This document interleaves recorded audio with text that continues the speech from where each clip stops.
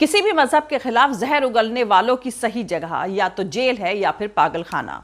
लेकिन पिछले कुछ सालों से हमारे मुल्क भारत में एक अजीब गर्म हवा चल रही है। मुसलमानों के खिलाफ जहर उगलने वाले को हीरो बनाकर पेश किया जा रहा है और गाय के नाम पर गले में गेरुआ गमछा डाले झुंड बनाकर एक निहत्थे बेगुनाह इंसान की जान लेने वाले को बहादुर बताया जा रहा है।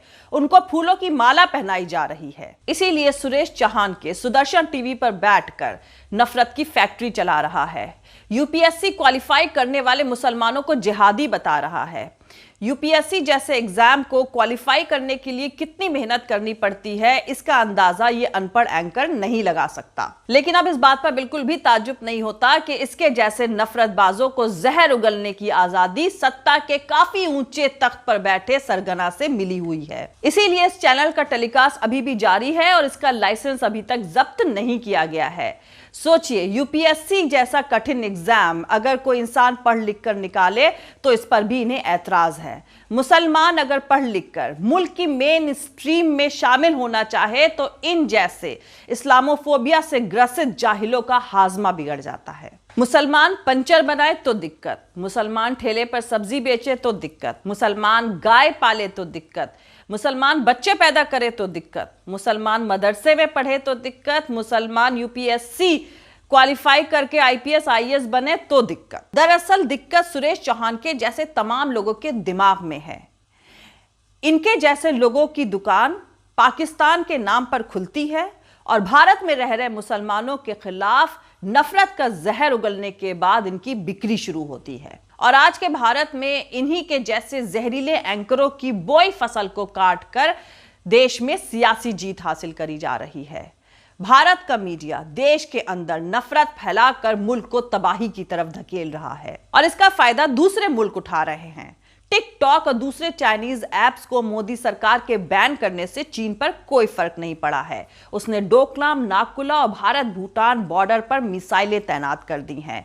मोर्चों पर मिसाइलें तैनात करके चीन ने अपने इरादे साफ कर दिए हैं। दूसरी तरफ हमारे नेता सिर्फ बयानों की मिसाइलें छोड़ने में पूरी गर्मजोशी के साथ लगे हुए हैं और गोदी मीडिया रोज चीन को सबक सिखाने के लिए मोदी सरकार से मोटी रकम वसूलते हुए भारत में बाढ़ और महामारी में फंसे लोगों को नजरअंदाज करते हुए सुशांत सिंह राजपूत केस में रिया चक्रवर्ती पर गिद्धों जैसा झुंड बनाकर टूट पड़ा है। पिछले 2.5 महीने से गोदी मीडिया सुशांत सिंह राजपूत केस में अपना पैरेलल ट्रायल बिना रुके जारी रखे हुए है। जिस मीडिया का काम है कि देश और दुनिया में क्या हो रहा है उन खबरों को आप तक पहुंचाना, उन खबरों को आप तक दिखाना, वो सरकार के फायदे के हिसाब से खबरें चला रहा है। भारत कोरोना महामारी के मामले में पूरी दुनिया में सबसे ज्यादा अफेक्टेड देशों में से एक बन गया है। लाखों स्टूडेंट्स जी और नीट एग्जाम्स को लेकर प्रोटेस्ट कर रहे हैं। देश में रोजगार घटता जा रहा है। बैंकिंग सिस्टम पर खतरे की घंटी बज रही है। भारत के एक नहीं कई बॉर्डर्स पर तनाव बढ़ा हुआ है। लेकिन ये सभी मुद्दों को छोड़कर गोदी मीडिया रिया चक्रवर्ती को सुशांत सिंह राजपूत का कातिल बताने का तमाशा आपको दिखा रहा है। ऐसे चैनलों पर बैठे खुद को जर्नलिस्ट कहने वाले इन गिद्धों से आपको डरना चाहिए, क्योंकि सुशांत सिंह राजपूत की आत्महत्या केस के बाद से भारत के इतिहास में अब एक नई तरह की खौफनाक मॉब लिंचिंग की शुरुआत हो चुकी है। अभी तक तो मॉब लिंचिंग गले में गेरुआ गमछा डाले कुछ लफंगों का गैंग ही किया करता था, पर अब पढ़े लिखे कहे जाने वाले लोग जिन्होंने सरकार की चापलूसी का पट्टा अपने गले में बांध रखा है, मॉब लिंचिंग कर रहे हैं टीवी स्टूडियो से बैठकर। और इस वक्त उनकी शिकार हैं रिया चक्रवर्ती। अभी तक सुशांत सिंह राजपूत केस को लेकर रिया चक्रवर्ती पर कोई इल्जाम तय भी नहीं हुए हैं। जांच एजेंसियां अपनी जांच में लगी हुई हैं, पर मीडिया अभी से रिया चक्रवर्ती को सुशांत सिंह राजपूत का कातिल बता रही है। अगर आप डेमोक्रेसी में जुडिशरी के तौर तरीकों की थोड़ी बहुत भी समझ रखते हैं तो यकीनन आप मीडिया के इस चेहरे को देखकर डर गए होंगे, और अगर नहीं डरे हैं तो आपको डरना चाहिए और इन गिद्धों की आवाज को अपने ड्राइंग रूम में गूंजने से रोकना चाहिए, क्योंकि ये आपके और आपकी फैमिली के लिए कैंसर से भी ज्यादा खतरनाक हैं। क्या आपको नहीं लगता कि इसी मीडिया ने पूरी एक कौम के साथ पिछले कुछ सालों से जिस तरह से इस वक्त रिया चक्रवर्ती के साथ सुलूक किया जा रहा है उससे भी ज्यादा घटिया सुलूक किया है? जरा ध्यान से सोचिएगा, क्योंकि मेरा ये सवाल भारत की खूबसूरत तस्वीर को कायम रखने में मददगार साबित होगा। तो दोस्तों, मेरे इस सवाल के बाद अब बारी है आपके सवालों की और मेरे जवाब की। लेकिन उससे पहले जो लोग हमारे इस चैनल पर नए हैं वो हमारा YouTube channel political Tamasha with doctor Arshi को सब्सक्राइब करके वहां पे लगी बेल आइकॉन को जरूर दबा दें, ताकि आपको हमारे आने वाले हर वीडियो की अपडेट्स मिलती रहे। और दोस्तों, अगर आपको हमारा काम पसंद आता है, हमारे वीडियोस पसंद आते हैं, तो www.patreon.com DR अर्शी खान पर जाकर डोनेट करके आप हमारे काम को सपोर्ट कर सकते हैं। तो चलिए शुरू करते हैं। तो दोस्तों, आप सबका क्वेश्चन आंसर के इस 6ठे एपिसोड में वेलकम है। और मैं पहले एक साथ 2 सवाल ले रही हूं। पहला सवाल जो मुझसे पूछा है वो है मिस्टर जे तिलक साहब, और उन्होंने पूछा है कि डॉक्टर अर्शी जी, सुशांत सिंह राजपूत की आत्महत्या पर भी क्या मोदी सरकार राजनीति कर रही है? और अगर आपका जवाब हाँ है तो इससे कौन फायदा उठाना चाहता है? और दूसरा सवाल भी मीडिया से ही जुड़ा हुआ है, जो कि सुदर्शन टीवी के सुरेश चौहानके ने यूपीएससी क्लियर करने वाले मुसलमानों को जिहादी बताया है, उस पर है। लेकिन पहले मैं इस सवाल का जवाब दे देती हूं, उसके बाद हम दूसरे सवाल पर जाएंगे। तो मिस्टर जे तिलक साहब, मेरा जवाब हाँ ही है। और भाजपा इससे एक नहीं बल्कि 2 फायदे उठाना चाहती है मौजूदा सियासी माहौल में। पहले तो महाराष्ट्र में कांग्रेस, एनसीपी और शिवसेना की मिलीजुली सरकार को भाजपा बहुत पहले से ही गिराने के लिए बेचैन है, और सुशांत सिंह राजपूत केस के थ्रू उसे एक मौका मिल गया है। इसीलिए हफ्तों से गोदी मीडिया के एंकर सुशांत सिंह राजपूत केस को लेकर चीखने चिल्लाने का तमाशा कर रहे हैं। इस पूरे शोरगुल के बीच हकीकत में निशाने पर है महाराष्ट्र के कैबिनेट मंत्री और उद्धव ठाकरे के बेटे आदित्य ठाकरे, जो कि अभी 30 साल के ही हुए हैं। रिया चक्रवर्ती ने एनडीटीवी को दिए अपने एक इंटरव्यू के दौरान बताया था कि सेंट्रल गवर्नमेंट के जांचकर्ताओं ने उनके फोन में एयू नाम के फीडेड एक शख्स को लेकर उनसे पूछा था कि क्या ये नाम आदित्य उद्धव का है, जो कि रिया चक्रवर्ती ने इस बात को साफ करते हुए कहा कि ये नाम उनके एक और दोस्त अनय उदास का है, जिसको उन्होंने एयू के नाम से अपने फोन की मेमोरी में फीड कर रखा था। उन्होंने इस बात को भी क्लियर किया कि वो आदित्य ठाकरे को पर्सनली नहीं जानती हैं और वो उनसे कभी मिली नहीं हैं। और एक फोटो जिसमें उनको आदित्य ठाकरे के साथ दिखाया जा रहा है और उस फोटो को वायरल किया जा रहा है, वो निश्चित तौर पर उनकी फोटो नहीं है। तो इस तरह के बहुत सारी कहानियां और बयान सोशल मीडिया पर तैरने लगे, जो कि आदित्य ठाकरे को सुशांत सिंह राजपूत की मौत से जोड़ते हों। पर आदित्य ठाकरे ने इस बात को क्लियर किया कि वो सुशांत सिंह राजपूत को जानते तो थे, पर नॉर्मली ही जानते थे। आदित्य ठाकरे ने इस बात को क्लियर किया कि सुशांत सिंह राजपूत से उनकी कोई ऐसी दोस्ती नहीं थी जिसका असर सुशांत सिंह राजपूत के बड़े फैसलों या उनकी जिंदगी पर पड़े। मोदी सरकार ने महाराष्ट्र की स्टेट गवर्नमेंट पर हमला तेज करने के लिए इस मसले को उजागर करना शुरू किया और इसका इस्तेमाल करना शुरू किया।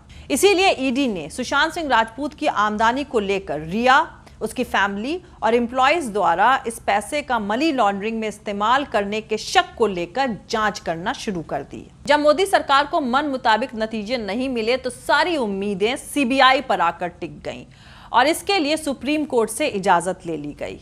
और सीबीआई को सेंट्रल गवर्नमेंट का क्या कहा जाता है ये तो आप सबको पता ही होगा, मुझे बताने की जरूरत नहीं है। जब सीबीआई से भी बात नहीं बनी तो मोदी सरकार के होम मिनिस्ट्री के एक और ब्रांच एनसीबी यानी नारकोटिक्स कंट्रोल ब्यूरो को भी इसमें लगा दिया गया, ताकि वो रिया चक्रवर्ती पर इतना दबाव डाले कि वो हथियार डाल दे। जबकि एनसीबी से ये उम्मीद करी जाती है कि वो नेशनल लेवल के बड़े ड्रग्स के मामलों को देखे और सुलझाए, ना कि किसी के पर्सनल यूज के ड्रग्स के मामलों को देखे और उनकी जांच करे। अब सुशांत सिंह राजपूत केस में Bihar police, ED, CBI, NCB सबका वक्त और सबकी एनर्जी लगी हुई है, ताकि मोदी सरकार के फेवर में कुछ भी छानबीन करके निकाला जा सके। और अगर किसी वजह से मोदी सरकार महाराष्ट्र की सरकार गिराने में नाकामयाब रहती है तो इसकी दूसरी मंशा है कि एटलीस्ट इसका फायदा बिहार में होने वाले इलेक्शन में उन्हें हो जाए, क्योंकि राजपूत कम्युनिटी बिहार में काफी इन्फ्लुएंशियल कम्युनिटी है। ये बात हकीकत भी है कि सुशांत सिंह राजपूत आत्महत्या केस को लेकर पब्लिक के दिल में सुशांत सिंह राजपूत के लिए हमदर्दी मौजूद है, और ये सही भी है। खास तौर से बिहार की पब्लिक में सुशांत सिंह राजपूत को लेकर हमदर्दी और ज्यादा है, और इसी का फायदा मोदी सरकार बिहार के इलेक्शन में लेना चाहती है। और इसीलिए हर रोज गोदी मीडिया एक के बाद एक नए एपिसोड सुशांत सिंह राजपूत केस को लेकर चलाती जा रही है और आप देखिएगा कि ये पूरा मामला गोदी मीडिया में ट्रायल के फॉर्म में बिहार के इलेक्शन तक जारी रहेगा और ये ठंडा पड़ेगा बिहार के इलेक्शन के रिजल्ट्स आने के बाद। तो अब हम अपने दूसरे सवाल की तरफ बढ़ते हैं जो कि कलकत्ता से जीशान ने पूछा है सुदर्शन टीवी के अशोक चौहान के को लेकर। उन्होंने जिस तरह से जो पहले के जामिया के स्टूडेंट्स रहे हैं और जिन्होंने यूपीएससी क्लियर कर लिया है उनको जिहादी बताया है, तो मैं इसके जवाब पर आऊंगी, लेकिन उससे पहले मैं एक बहुत अहम जानकारी आप लोग को दे दूं कि आप लोग के सजेशन पर जो आप लोग के सवाल लगातार आते थे आंख की बीमारियों से लेकर के और मुझसे उनके जवाब मांगे जाते थे, तो मैं भी चाहती हूँ कि मैं अपनी मेडिकल फील्ड का फ़ायदा मैं आप लोग को दे सकूँ। और आप लोगों ने ये भी मुझे सजेस्ट किया था कि मैं इन क्वेश्चन एंड आंसर एपिसोड्स में जो कि मैं political Tamasha with doctor Arshi पर करती हूं उसके जवाबों में मैं उन जवाबों को इंक्लूड ना करूं ताकि ये सेशन अलग चले और मेडिकल फील्ड का सेशन आप लोग अलग चाहते थे। तो इसी को लेकर के और आप लोग के सजेशन पर मैंने एक नया चैनल स्टार्ट किया है मेडिकल फील्ड को लेकर के, जहां आप अपने सवाल आंख से रिलेटेड या कोई और बीमारी से रिलेटेड भी मुझसे पूछ सकते हैं। मैं उसका जवाब उन वीडियो में दिया करूंगी। आप अपने सवाल या तो मुझे ईमेल के थ्रू पूछ सकते हैं या फिर कम्युनिटी के नीचे भी आप अपने सवाल मुझसे पूछ सकते हैं, लेकिन सबसे पहले उसके लिए बहुत अहम बात है कि आप लोग मेरे उस चैनल को सब्सक्राइब करें। ज़्यादा से ज़्यादा आप लोग उस चैनल को सब्सक्राइब करें और अपने फैमिली और फ्रेंड्स को भी उस चैनल को सब्सक्राइब करने के लिए कहें ताकि आंख से रिलेटेड कोई भी बीमारी जिसको भी है वो अपने सवाल मुझसे पूछ सके और इसका फ़ायदा आप सब तक पहुँचे। तो मेरे इस चैनल का नाम है keep I on your health with doctor Arshi. इस चैनल का लिंक मैं अपने वीडियो के नीचे भी डाल रही हूं और आप लोग ज़्यादा से ज़्यादा क्वांटिटी में जाकर इस चैनल को सब्सक्राइब करें ताकि मैं पहला वीडियो उस पर अपलोड कर सकूं और आप लोग मुझे सजेशन भी भेजें कि मैं पहला वीडियो किस बीमारी को लेकर बनाऊं। तो उस चैनल का नाम हरगिज़ नहीं भूलिएगा, उस चैनल का नाम है keep I on your health with doctor Arshi. तो चलिए अब अपने अगले सवाल की तरफ बढ़ते हैं और मैं आपको ये सवाल भी पढ़कर बताती हूं कि पूरा सवाल जो उन्होंने मुझसे पूछा जीशान साहब ने उनके ही लैंग्वेज में मैं आपको बताती हूं कि मैम जामिया के उन पूर्व छात्रों को जिहादी बताया गया जिनका चयन यूपीएससी में हुआ है। इस पर वीडियो बनाएं प्लीज और इसके पीछे इनका मकसद क्या है ये जरूर बताएं। तो जीशान साहब सुदर्शन टीवी के अशोक चौहान के ने जो कुछ कहा है उस पर मैं वीडियो बना सकती थी, लेकिन इसमें कोई ऐसी स्पेशल इंफॉर्मेशन नहीं है जिसकी जानकारी लोगों को ना हो। इसलिए मैंने आपके सवाल को लिया है कि मैं इसमें अपना जवाब दे सकूं कि आपने जो पूछा है इसके पीछे उनका मकसद क्या है, इसका जवाब मैं आपको जरूर दे देती हूं। दरअसल अशोक चौहान के जो प्रोग्राम करना चाहते थे सुदर्शन टीवी पर, यह सिर्फ मुसलमानों पर ही हमला नहीं है बल्कि यह हमला है देश के कॉन्स्टिट्यूशन पर। यह हमला है यूपीएससी जैसे बड़े एग्जाम की ट्रांसपेरेंसी पर जिसे देश के बड़े बड़े एडमिनिस्ट्रेटिव ऑफिसर चलाते हैं, मंत्रालय चलाता है। और दूसरी बात, जामिया मिलिया में यूपीएससी एग्जाम के लिए जो रेजिडेंशियल कोचिंग एकेडमी है वो कोई प्राइवेट कोचिंग नहीं है, उसे सरकार ही चलाती है, वो फंडेड बाय यूजीसी है। तो ये तो सीधा सीधा भारत सरकार पर हमला हुआ और साथ में ये सीधे सीधे यूपीएससी एग्जाम के ट्रांसपेरेंसी मॉडल पर हमला है। और सबसे अहम बात, इसमें मुसलमानों को जिहादी बताकर आरएसएस और नरेंद्र मोदी को टैग करना ये बताता है कि इन्हें किसी का डर नहीं है, इन्हें मालूम है कि कोई इनसे सवाल पूछने वाला नहीं है। अब आपको बता दें कि इसके पीछे इनका मकसद क्या है। दरअसल ये जामिया मिलिया एकेडमी के इस सक्सेस से बुरी तरह घबरा गए हैं और ये किसी भी कीमत पर मुसलमानों को बर्दाश्त नहीं करना चाहते हैं, जबकि मुसलमान जीता मरता अपने देश के लिए है। और सबसे अहम बात यह है कि इस कोचिंग में सिर्फ मुस्लिम ही कोचिंग नहीं लेते हैं बल्कि हर रिलीजन, हर वर्ग के लोग इसमें कोचिंग लेते हैं। और इस बार इस कोचिंग का जो सक्सेस रिजल्ट आया है उसमें 14 हिंदू हैं और 16 मुसलमान। और सुरेश चौहान के जो इल्ज़ाम लगा रहे हैं कि इस एग्ज़ाम में सिर्फ अरबी और उर्दू वाले मुस्लिम ही पास होते हैं, तो मैं आपको बता दूं कि इन 30 स्टूडेंट्स में से सिर्फ एक ही उर्दू वाला स्टूडेंट था। मेरे हिसाब से सुदर्शन टीवी के फाउंडर, ट्रस्टी और इसके फाइनेंसर की तुरंत गिरफ्तारी होनी चाहिए और इस सुदर्शन टीवी को परमानेंटली बंद हो जाना चाहिए। लेकिन ऐसा होगा नहीं, क्योंकि नफरत की फसल बोने का काम जो ये सुदर्शन टीवी कर रहा है, इस फसल को काट कर सियासी जीत हासिल करी जाती है। जय हिंद, सत्यमेव जयते, अल्लाह हाफिज। दोस्तों, मेरा पूरा वीडियो और दूसरे और वीडियोस देखने के लिए हमारा YouTube channel political Tamasha with doctor Arshi को सब्सक्राइब करके वहां पे लगी बेल आइकॉन को जरूर दबा दें ताकि आपको हमारे आने वाले हर वीडियो की अपडेट्स मिलती रहे। और दोस्तों, अगर आपको हमारा काम पसंद आता है, हमारे वीडियोस पसंद आते हैं तो www.patreon.com/Dr अर्शी खान पर जाकर डोनेट करके आप हमारे काम को सपोर्ट कर सकते हैं।